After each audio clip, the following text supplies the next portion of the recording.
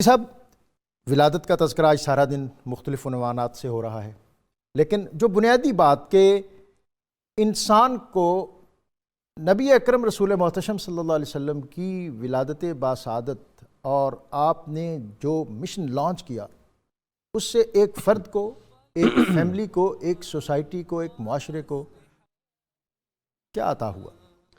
بسم اللہ الرحمن الرحیم۔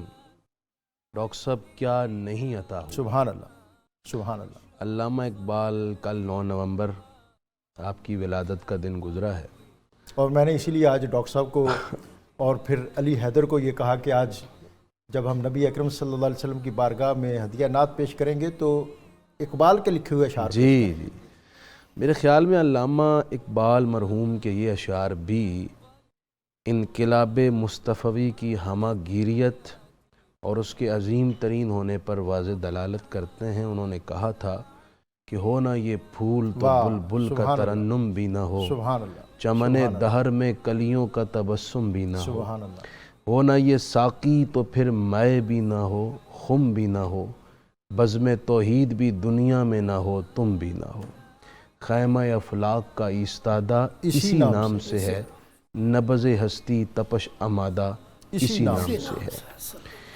ڈاکٹر صاحب یہ مبالغے اور میں آپ کی عقیدت سے بات ہٹ کر ابتدا میں نہیں کاٹنی چاہیے، لیکن مجھے یاد آ گیا کہ کل 9 نومبر جو ہے وہ علامہ اقبال اور پرسوں شاید 12 نومبر جو ہے وہ بابا گرو نانک کا ہے۔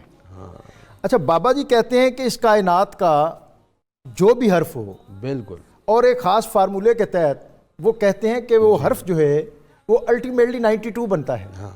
اور جیسا آپ نے یہ شعر پڑھا کہ خیمہ افلاک کا استادہ اسی نام سے ہے، وہ کہتے ہیں کہ نام لیو جس اکھر کا اسے چوگن کر لو 4، یعنی کائنات کا جو بھی نام ہو اس کے حروف کی تعداد کو 4 سے ضرب دیں، 2 ملا کر 5 گن کاٹو 20 بنا،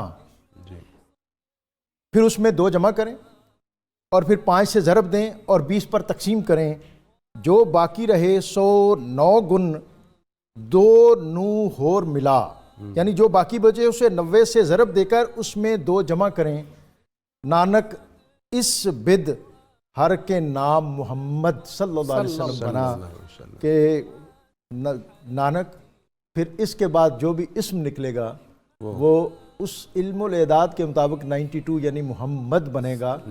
اور اس پاکستان کو اللہ تعالیٰ نے جو اعزاز بخشا کہ اس کا کنٹری کوڈ بھی 92 ہے، کہ آپ دنیا سے جہاں بھی اس کے ملک میں رابطہ کرنا چاہیں جب تک آپ 92 نہ ملائیں آپ کی لائن آگے تھرو ہی نہیں ہوتی۔ اس سے سمجھ میں آیا کہ پاکستان تاجدار کائنات کا خاص تحفہ، آپ کا سایہ رحمت اور آپ کی شفقتوں کا مرکز ہے، اور اس پاکستان کی بقا بھی دامن مصطفیٰ سے غیر مشروط اور مخلصانہ وابستگی میں ہے اور آپ کی اطاعت اور تابعداری میں ہے۔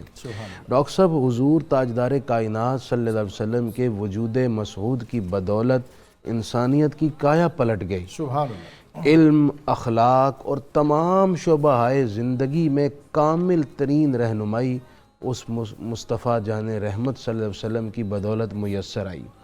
حضور نے کیا نہیں دیا جی؟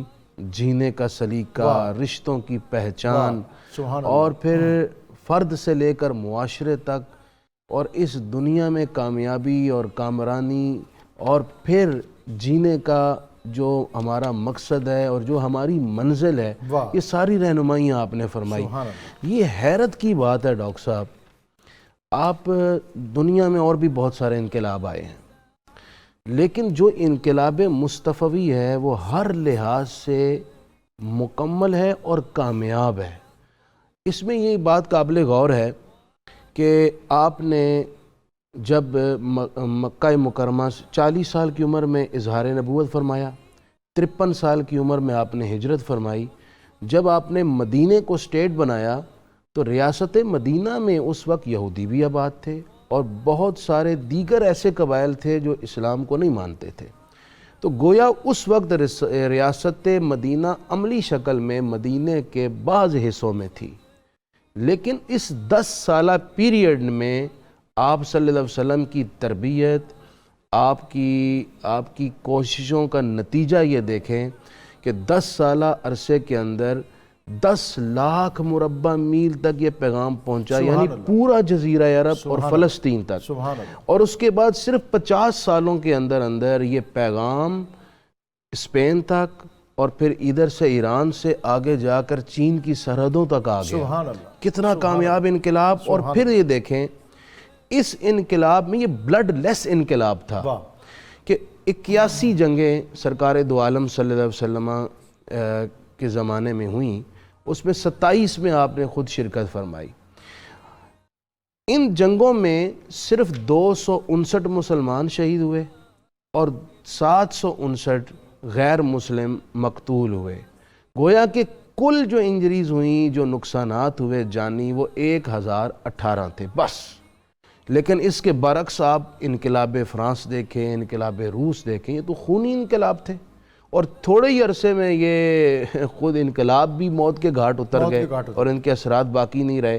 یہ صرف میرے مصطفیٰ کریم کا انقلاب ہے کہ انتہائی محدود اور قلیل جانی نقصان کے بعد اتنا بڑا انقلاب کہ کائنات کی ساری کایا پلٹی، علم کے دروازے کھلے، اخلاق کے دریچے کھلے اور انسان کے ذہن و دماغ کو روشنی میسر آئی.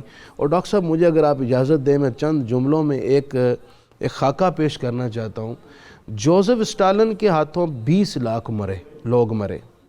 ماؤ زے تونگ کے ہاتھوں 14 سے 20 ملین لوگوں کی موت ہوئی. مسولینی کے ذریعے 4 لاکھ انسانوں کا قتل ہوا.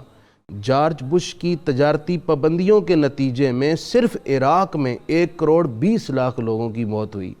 پہلی جنگ عظیم میں 17 ملین لوگ مرتے ہیں، دوسری میں 50 سے 55 ملین لوگوں کی موت ہوتی ہے. ناگا ساکی پر ایٹمی حملے میں تقریباً 2 لاکھ لوگوں کی موت ہوئی. ویتنام کی جنگ میں 5 لاکھ لوگوں کی اموات ہوئی. بوسنیا کے اندر 5 لاکھ لوگوں کی اموات ہے اور عراقی جنگ میں 1 کروڑ 20 لاکھ کے قریب لوگ متاثر ہوئے اور ان کی باقاعدہ ڈیتھ ہوئی. اب دیکھیں یہ غیر مسلمز کی طرف سے جو انقلاب بپا کرنے کی کوشش میں انسانی نقصان ہوا، یہ کتنا بڑا نقصان ہے. اس کے مقابلے میں جو کامیاب ترین ریولوشن میرے مصطفیٰ کریم صلی اللہ علیہ وسلم کا ہے، اس میں صرف 1018 انجریز.